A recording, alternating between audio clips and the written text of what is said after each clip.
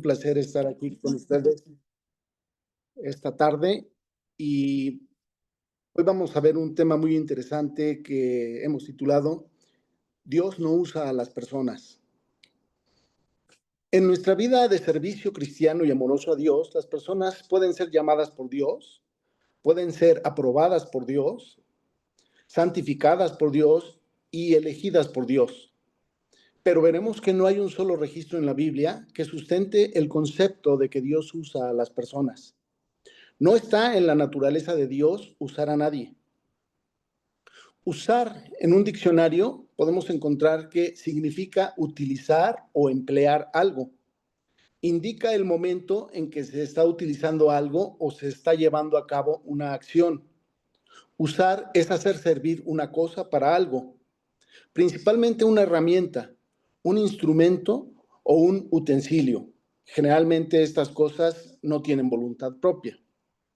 Si Dios usara a las personas, la primera pregunta que podemos hacernos es, ¿por qué no usó a Adán y a Eva para que no pecaran? ¿O por qué no usó a David para que no matara a Urías y luego se acostara con Betsabé? ¿Por qué no usó a Jonás para que fuera a Nínive sin tantos pretextos? ¿O por qué no usó a los reyes malos de Israel y de Judá para que no persiguieran a sus profetas? ¿Por qué no usó a Pablo para que no fuera a Jerusalén cuando no debió haber ido?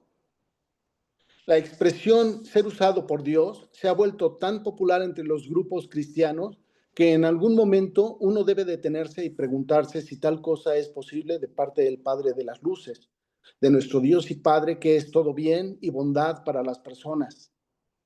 Si nosotros buscamos en Internet, en un buscador como en Google, por ejemplo, y ponemos las palabras ser usado por Dios, vamos a encontrar infinidad de opciones para aprender a ser usados por Dios. Yo hice el ejercicio y resulta que una inteligencia artificial me dio la siguiente respuesta. Ser usado por Dios en la Biblia implica ser una herramienta en las manos de Dios para cumplir sus propósitos. Esto no significa simplemente ser útil, sino ser un instrumento que Dios elige para llevar a cabo su obra en el mundo. Implica una actitud de sumisión, obediencia y entrega a su voluntad, así como la disposición de ser transformado por su Espíritu Santo. Esto luce a primera vista como algo correcto, pero la pregunta es, ¿realmente es correcto? Vayan pasando, por favor, en sus Biblias a Isaías, al capítulo 55, en donde vamos a empezar.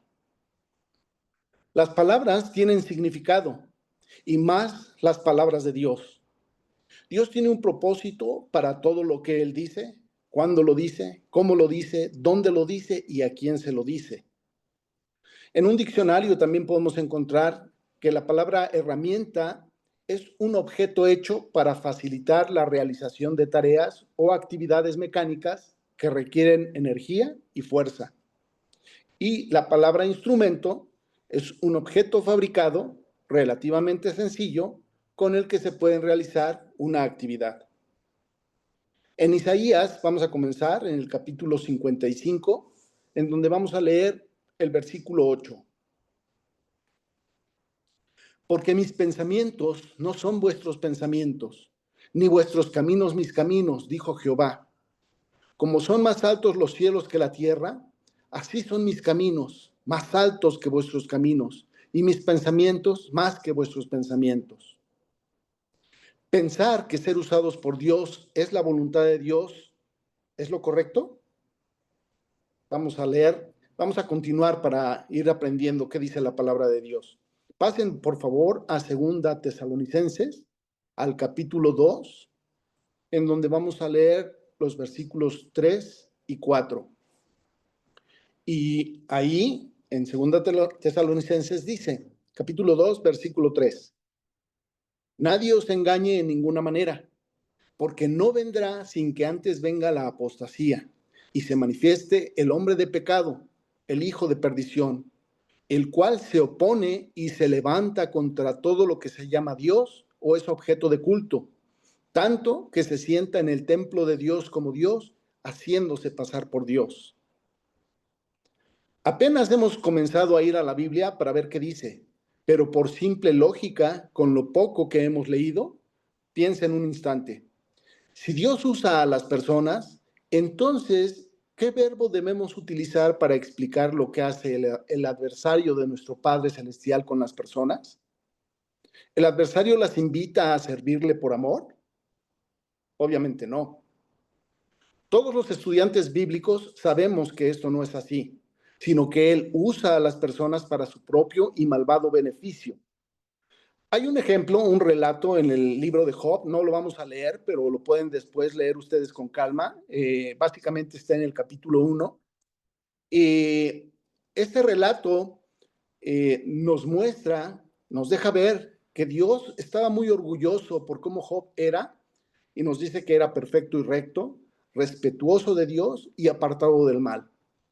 Y en este relato vemos que fue Satanás el que solicitó que Dios retirara su protección alrededor de Job, y entonces usó a los sabeos y a los caldeos para hacerle daño a Job.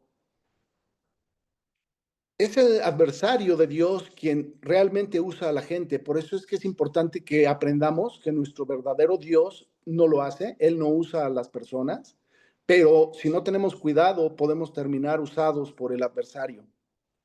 En Efesios, por favor, vamos a leer en el capítulo 2, el versículo 2. Dice ahí, en los cuales anduvisteis en otro tiempo, siguiendo la corriente de este mundo, conforme al príncipe de la potestad del aire, el espíritu que ahora opera en los hijos de desobediencia. ¿Ven? Él opera en los hijos de desobediencia. Y para ello, estos hijos deben dejarlo operar. Nuestro Dios y Padre no opera a nadie. Como ya dijimos, no está en su naturaleza.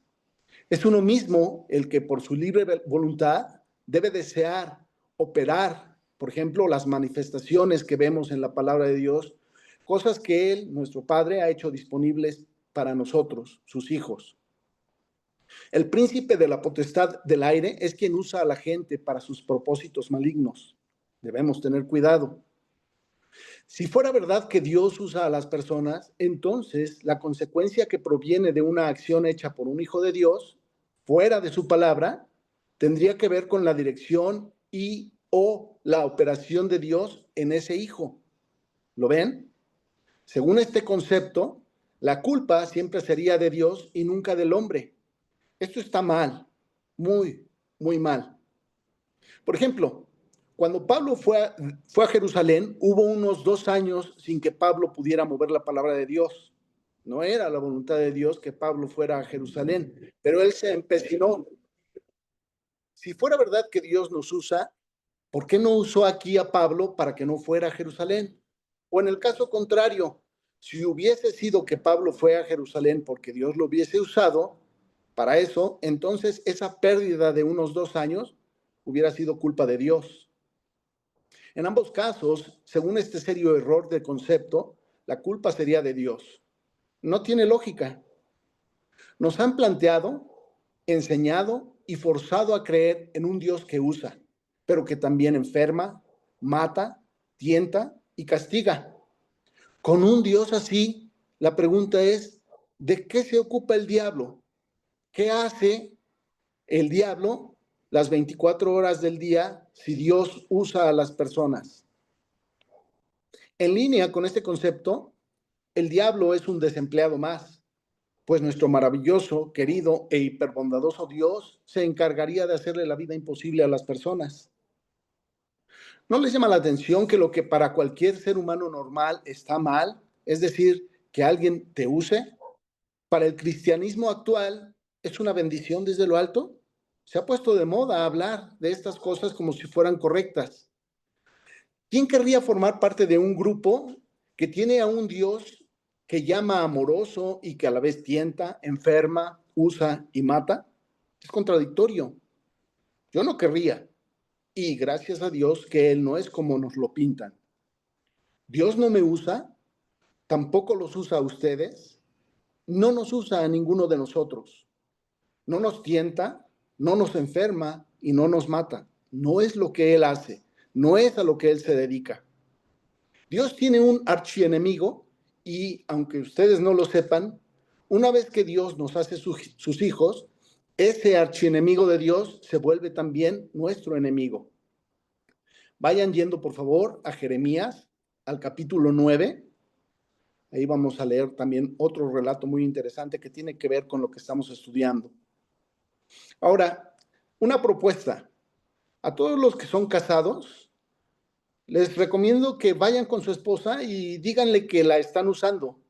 O ustedes, mujeres casadas, vayan con su marido y díganle que lo están usando. Y vamos a ver qué les dicen, ¿no? Ser usado no está bien. Un tenedor se usa.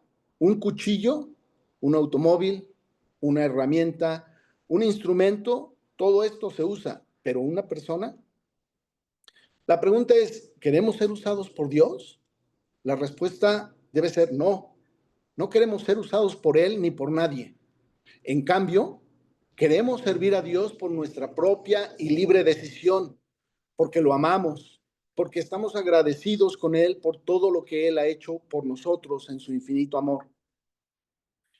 Queremos usar cualesquiera que sean nuestros talentos espirituales en bien de mover la palabra de Dios. Sí, enfáticamente en esto sí quiero, sí queremos. Yo quiero usar esos talentos y hacerme disponible para proclamar el evangelio de la liberación del reino de Dios que proclamó el Señor Jesucristo. Esa es mi voluntad, esa es mi decisión. Esa debe ser nuestra voluntad y nuestra decisión al conocer la palabra de Dios. Vamos a leer aquí en Jeremías, en el capítulo 9, los versículos 23 y 24. Así dijo Jehová: no se alabe el sabio en su sabiduría, ni en su valentía se alabe el valiente, ni el rico se alabe en sus riquezas.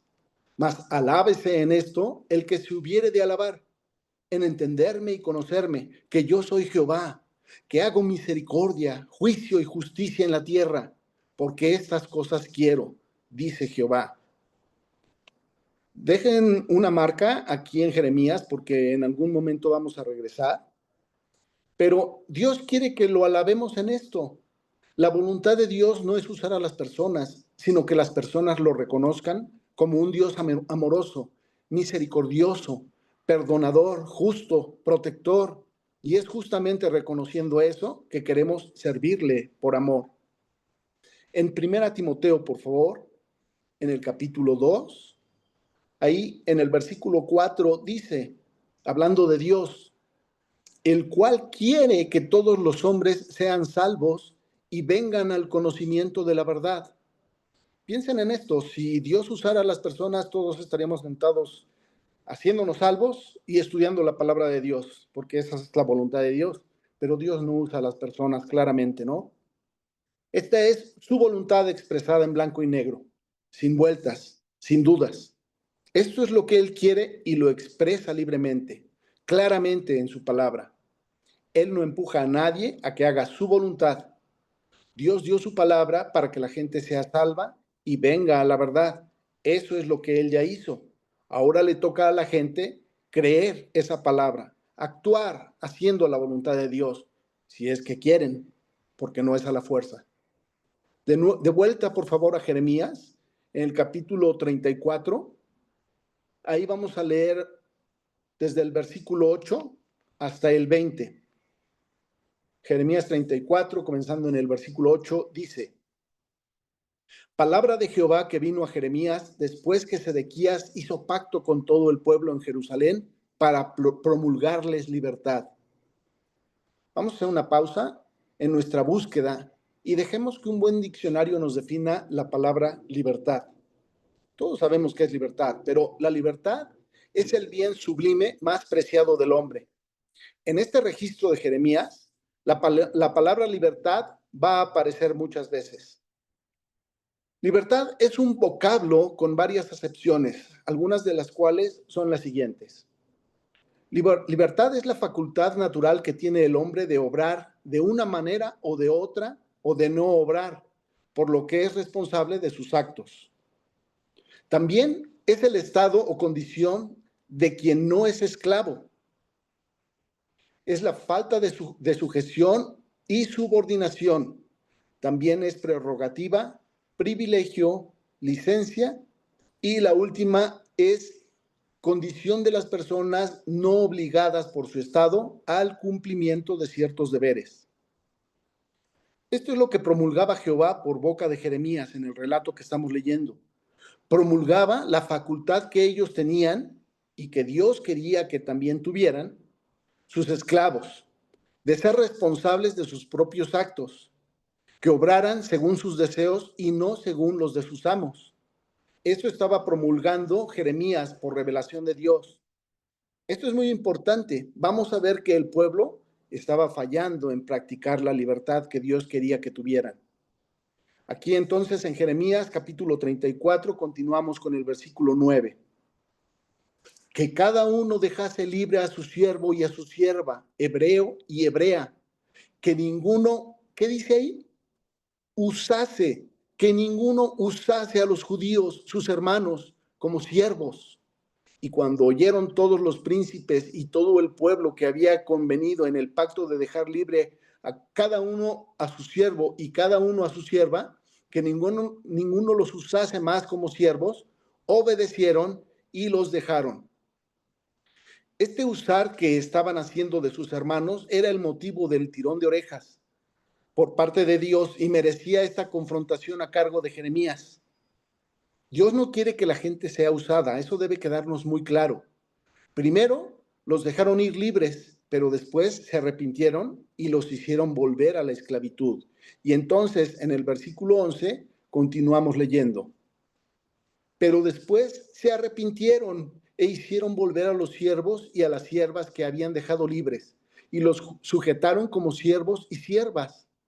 Vino pues palabra de Jehová a Jeremías diciendo, así dice Jehová, Dios de Israel, yo hice pacto con vuestros padres el día que los saqué de la tierra de Egipto, de casa de servidumbre, diciendo, al cabo de 7 años, dejará cada uno a su hermano hebreo que le fuere vendido, le servirá 6 años y lo enviará libre, pero vuestros padres no me oyeron, ni inclinaron su oído. A los ojos de Dios estaba mal que habiendo ellos sido liberados por él de la esclavitud de Egipto, ellos mismos ahora esclavizaran a sus hermanos del pueblo de Israel. Dios quiere libertad. Dios quiere ser amado, pero no pone un revólver en el pecho de nadie para que lo amen. Él espera de nosotros una respuesta proporcional y recíproca al amor que derramó en nuestros corazones mediante el nuevo nacimiento. Versículo 15.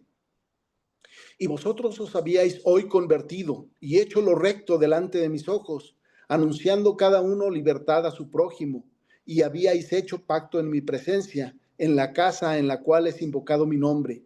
Pero os habéis vuelto y profanado mi nombre, y habéis vuelto a tomar cada uno a su siervo y cada uno a su sierva, que habíais dejado libres a su voluntad, y los habéis sujetado para que os sean siervos y siervas. Dios los reprendió por no dar libertad a sus hermanos, pero lo hizo por boca de su profeta, sin usarlo. ¿Recuerdan cuando Dios le preguntó a Isaías, ¿a quién enviaré y quién irá por nosotros? Isaías respondió, heme aquí, envíame a mí. Lo mismo hizo Jeremías. Evidentemente estos profetas tuvieron la libertad de elegir, de ir y de llevar este mensaje. Dios siempre ha sido un Dios amoroso y bondadoso que no solo quiere la libertad de la gente, sino que la ejerce. Versículo 17. Por tanto, así ha dicho Jehová, vosotros no me habéis oído para promulgar cada uno libertad a su hermano y cada uno a su compañero. He aquí que yo promulgo libertad, dice Jehová, a la espada y a la pestilencia y al hambre, y os pondré por afrenta ante todos los reinos de la tierra, y entregaré a los hombres que traspasaron mi pacto, que no han llevado a efecto las palabras del pacto que celebraron en mi presencia, dividiendo en 2 partes el becerro y pasando por en medio de ellas. A los príncipes de Judá y a los príncipes de Jerusalén, a los oficiales y a los sacerdotes y a todo el pueblo de la tierra que pasaron entre las partes del becerro, los entregaré en mano de sus enemigos y en mano de los que buscan su vida. Y sus cuerpos muertos serán comida de las aves del cielo y de las bestias de la tierra. En un momento vamos a regresar a Jeremías por si quieren dejar ahí una marca, pero vayan yendo por favor a 2 de Pedro al capítulo 1. Si Jeremías quería, les hablaba la palabra de Dios que tenía para ellos, lo que Dios le había dado por revelación. Pero si no quería, no lo hacía, no hablaba. Gracias a Dios que Jeremías sí quiso y lo hizo, pues él es uno de los muchos hombres santos de Dios que escribieron su palabra para que nosotros la tengamos hoy en día. En 2 de Pedro, les había dicho en el capítulo 1, vamos a leer los versículos 20 y 21. El 20 dice, entendiendo primero esto, que ninguna profecía de la Escritura es de interpretación privada, porque nunca la profecía fue traída por voluntad humana, sino que los santos hombres de Dios hablaron siendo inspirados por el Espíritu Santo. Si esta es la palabra de Dios, y ciertamente lo es, entonces esto es lo primero que tenemos que entender, que la profecía no es de interpretación privada y que nunca fue traída por voluntad humana. Es decir, la profecía nació de Dios y vino por su voluntad, pero el proferirla, el declararla, el escribirla, el documentarla, necesitó indefectiblemente de la voluntad humana. Dios dio su palabra a algunos hombres. A su vez, esos hombres la hablaron porque quisieron. Ellos quisieron declararla. Dios reveló su palabra porque quiso. Y ellos escribieron lo que Dios les reveló porque quisieron. Cada cual cumplió con su parte de esta sociedad. Entonces tenemos una suma. La voluntad de Dios de revelar su palabra más la voluntad de los santos hombres de Dios de declararla es igual a la palabra de Dios que tenemos hoy en día. Ya que veníamos hablando de Jeremías y de responder libremente al llamamiento, hubo una vez que este gran hombre de Dios se cansó de tanta persecución, de tanta presión, y quiso abandonar su trabajo de hablar en el nombre del Dios vivo. En Jeremías, de nuevo, por favor, el capítulo 15, ahí vamos a leer desde el versículo 15. Dice aquí en el versículo 15, Jeremías capítulo 15, versículo 15. Tú lo sabes, oh Jehová, acuérdate de mí y visítame y véngame de mis enemigos. No me reproches en la prolongación de tu enojo. Sabes que por amor a ti sufro afrenta. En este registro no dice que Dios usara a Jeremías, como tampoco puede inferirse eso de estos versículos. Fíjense, dice, por amor de ti sufro afrenta. Jeremías recibía palos de todos lados por el amor a Dios. Era él, Jeremías, quien lo hacía por amor a Dios, no porque Dios le torciera el brazo o lo estuviera usando. Era su voluntad declarar la voluntad de Dios a un pueblo rebelde y contradictor. ¿Qué actitud la de Jeremías? El amor que tenía por Dios lo hacía seguir haciendo lo que tenía en su corazón, a pesar de las respuestas adversas que recibía de la gente. En el versículo 16, Jeremías dice, fueron halladas tus palabras y yo las comí, y tu palabra me fue por gozo y por alegría de mi corazón, porque tu nombre se invocó sobre mí, oh Jehová, Dios de los ejércitos. Dios no usó a Jeremías. Jeremías hizo lo que hizo porque halló las palabras de Dios y le supieron bien, le gustaron, las disfrutó, le provocaron gozo y alegría en su corazón. Y ahora ha sido una hermosa conversación entre este hombre, Jeremías, con el creador de los cielos y la tierra. Versículo 19. Por tanto, así dijo Jehová, si te convirtieres, yo te restauraré y delante de mí estarás. Y si entresacares lo precioso de lo vil, serás como mi boca. Conviértanse ellos a ti y tú no te conviertas a ellos. Muy claro. Jehová le dijo, si te convirtieres, era la voluntad de Jeremías tomar esa decisión, hacerlo o no. Era trabajo de Jeremías convertirse y era también trabajo del pueblo convertirse a él y no al revés. Si Dios usa a la gente, este registro no debería estar en su palabra. Si Jeremías hiciera este trabajo de propia voluntad, esto es lo que iba a ocurrir con él. Versículo 20. Y te pondré en este pueblo por muro fortificado de bronce, y pelearán contra ti, pero no te vencerán, porque yo estoy contigo para guardarte y para defenderte, dice Jehová. Y te libraré de la mano de los malos, y te redimiré de la mano de los fuertes. Vayan por favor a Hebreos, al capítulo 2. Aquí en Hebreos vamos a leer 2 versículos que nos van a ayudar en nuestro estudio esta tarde. Vamos a comenzar con el versículo 14, Hebreos capítulo 2, versículo 14. Así que, por cuanto los hijos participaron de carne y sangre, él, Jesucristo, también participó de lo mismo, para destruir por medio de la muerte al que tenía el imperio de la muerte, esto es, al diablo. Muy claro. 15. Y librar a todos los que por el temor de la muerte estaban durante toda la vida sujetos a servidumbre.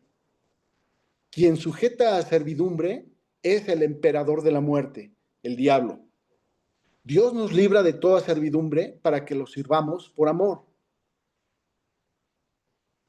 Cuando uno le dice a alguien que Dios lo usa, la imagen mental es esa persona con unos hilos que van hacia arriba de nuestras extremidades a las manos o a los dedos de Dios. Y entonces nosotros seríamos como marionetas.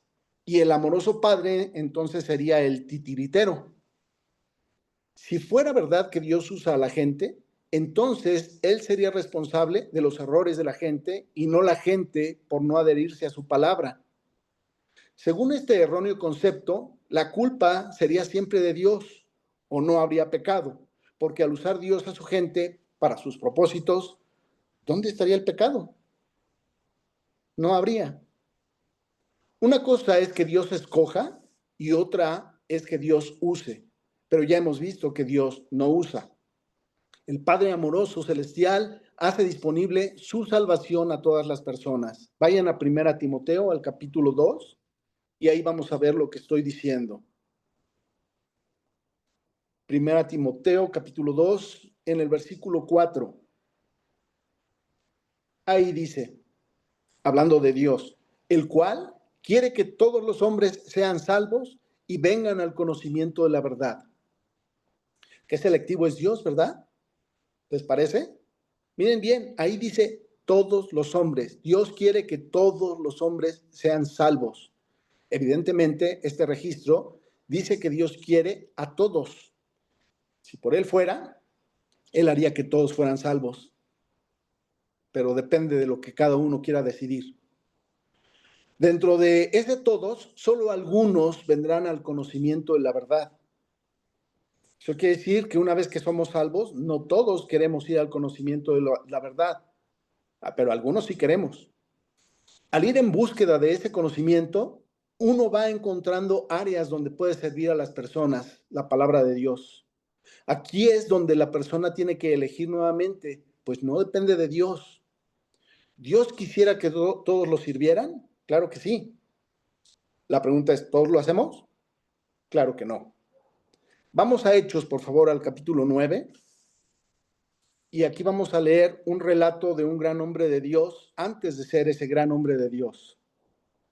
Vamos a comenzar en el versículo 1. Hechos, capítulo 9, versículo 1. Saulo, respirando aún amenazas y muerte contra los discípulos del Señor, vino al sumo sacerdote y le pidió cartas para las sinagogas de Damasco, a fin de que si hallase algunos hombres o mujeres de este camino, los trajese presos a Jerusalén. Mas yendo por el camino, aconteció que al llegar cerca de Damasco, repentinamente le rodeó un resplandor de luz del cielo, y cayendo en tierra oyó una voz que le decía, Saulo, Saulo, ¿por qué me persigues? Él dijo, ¿quién eres, Señor? Y le dijo, yo soy Jesús, a quien tú persigues. Dura cosa te es dar coces contra el aguijón. Él, temblando y temeroso, dijo, Señor, ¿qué quieres que yo haga? Y el Señor le dijo, levántate y entra en la ciudad, y se te dirá lo que debes hacer. Miren a este Saulo. Cualquiera pensaría que él no era elegible para llevar adelante la palabra de Dios, porque acabamos de leer que él respiraba amenazas y muerte contra los discípulos del Señor. En esta revelación que recibió antes de entrar a Damasco, se dio esta hermosa conversación entre Jesús y él. Si fuera que Dios usa a la gente, esta charla no hubiese sido necesaria, pero lo fue. Jesús se presentó y le dio la primera instrucción. Levántate y entra en la ciudad, y ahí te dirán qué hacer. Pablo tuvo la opción de no levantarse y de no entrar a la ciudad, pero lo hizo porque quiso. ¿Fue contra la voluntad de Pablo? Evidentemente no. El versículo 6 dice, ¿qué quieres que yo haga? En este caso, a través del Señor Jesucristo, Dios le dijo, ¿verdad?, qué tenía que hacer. Siempre necesita de la voluntad de la gente para llevar a cabo sus amorosos propósitos para la humanidad. Versículo 7. Y los hombres que iban con Saulo se pararon atónitos, oyendo a la verdad la voz, mas sin ver a nadie. Entonces Saulo se levantó de tierra y abriendo los ojos, no veía a nadie, así que llevándole por la mano, le metieron en Damasco, donde estuvo 3 días sin ver y no comió ni bebió. Aquí viene la segunda parte de este memorable acontecimiento de la recién nacida Iglesia de Cristo. Apareció en escena Ananías y vamos a ver que no hay ni un lugar en el registro que hable de que este discípulo haya sido usado por Dios. Al contrario, vamos a ver que se resistió. Él no quería llevar a cabo la revelación que Jesús le había dado y entonces Jesús tuvo que convencerlo. Versículo 10. Había entonces en Damasco un discípulo llamado Ananías, a quien el Señor dijo en visión, Ananías, y él respondió, heme aquí, igual que Isaías y Jeremías, ¿ven? Él tenía la voluntad, aquí estoy, Señor, heme aquí. Versículo 11, y el Señor le dijo, levántate y ve a la calle que se llama derecha y busca en casa de Judas a uno llamado Saulo de Tarso, porque he aquí él ora. Y ha visto en visión a un varón llamado Ananías que entra y le pone las manos encima para que recobre la vista. Entonces Ananías respondió, Señor, he oído de muchos acerca de este hombre. ¿Cuántos males ha hecho a tus santos en Jerusalén? Y aún aquí tiene autoridad de los principales sacerdotes para prender a todos los que invocan tu nombre. Ananías le estaba diciendo a Dios que él no quería ir a buscar a Saulo, no quería ir a hacer la voluntad de Dios porque él tenía sus propias razones. Ahora pongámonos en el lugar de Ananías. Este Saulo, a quien se suponía que él tenía que ir a ministrar, había llevado a la cárcel, a la tortura y a la muerte de conocidos, vecinos, amigos y parientes de Ananías. Ananías conocía bien a este Saulo. Versículo 15. El Señor le dijo, ve, porque instrumento escogido me es este para llevar mi nombre en presencia de los gentiles y de reyes y de los hijos de Israel, porque yo le mostraré cuánto le es necesario padecer por mi nombre. Fue entonces Ananías y entró en la casa. Acabamos de leer las palabras, instrumento escogido me es este. Aquí es donde alguien podría confundirse porque acabamos de ver que las personas no somos ni instrumentos ni somos herramientas, no somos para ser usados. Las personas estamos para ser amadas y los objetos para ser usados. La palabra griega que se tradujo instrumento también se puede traducir como esposa. ¿Qué es una esposa? Es una compañera, es un aliado, es alguien que ayuda. Así que el doctor nos enseñó que cuando había una aparente contradicción, esta puede estar o en la traducción o en nuestro entendimiento.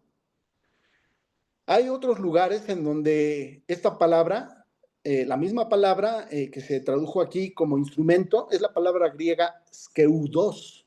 Vamos a ver un par de ejemplos más. Una está en Primera Tesalonicenses, en el capítulo 4. Tiene otras traducciones, pero recuerden, la traducción tiene por propósito el dejarnos entender la palabra de Dios. Aquí en Primera Tesalonicenses, capítulo 4, leamos el versículo 4. Dice aquí, que cada uno de vosotros sepa tener su propia esposa en santidad y honor. Y aquí la palabra esposa es la palabra skeuos, es la misma palabra. Vayan a Primera de Pedro, al capítulo 3, por favor, en el versículo 7. Primera de Pedro 3, versículo 7. Aquí dice: vosotros, maridos, igualmente vivid con ellas sabiamente, dando honor a la mujer como a vaso más frágil y como a coherederas de la gracia de la vida, para que vuestras oraciones no tengan estorbo. Aquí en donde dice vaso como a vaso, dando honor a la mujer como a vaso, esta palabra vaso es la misma palabra, skeuos. ¿Ya ven? En varias ocasiones se da la analogía entre las personas y los vasos, pero Dios no nos trata como objetos. En 2 Corintios, por favor, en el capítulo 4, hay otro ejemplo. Vamos a leer ahí el versículo 7. Dice: pero tenemos este tesoro en vasos de barro, para que la excelencia del poder sea de Dios y no de nosotros. Aquí nuevamente, en donde dice este tesoro en vasos, es la palabra skeuos.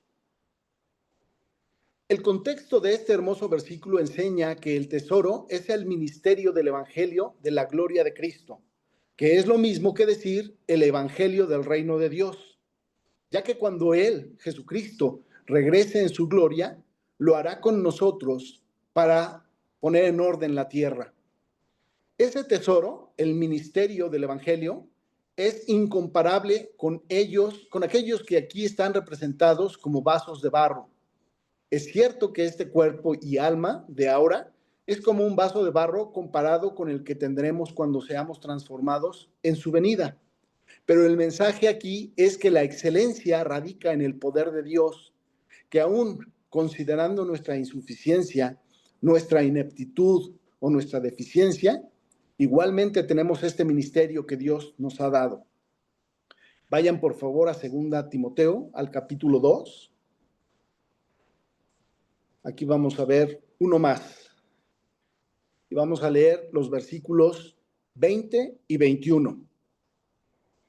2 Timoteo capítulo 2, versículos 20 y 21. Pero en una casa grande no solamente hay utensilios. ¿Qué palabra creen que es esta palabra utensilios? Es skeuos. No solamente hay utensilios de oro y de plata, sino también de madera y de barro.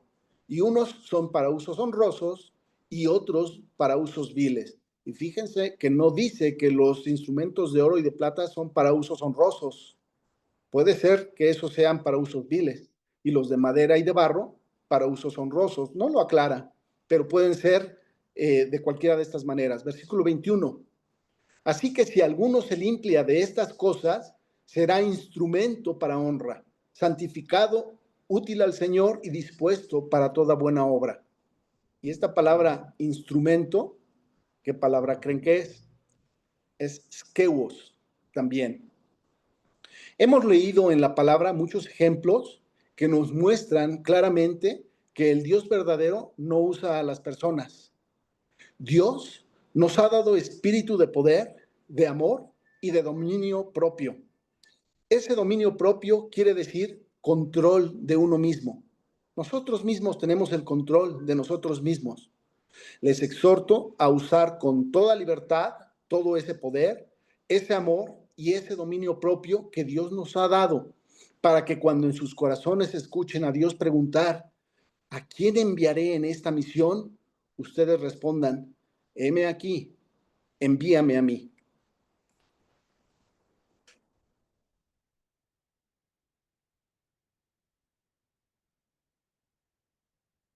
Terminamos con esto.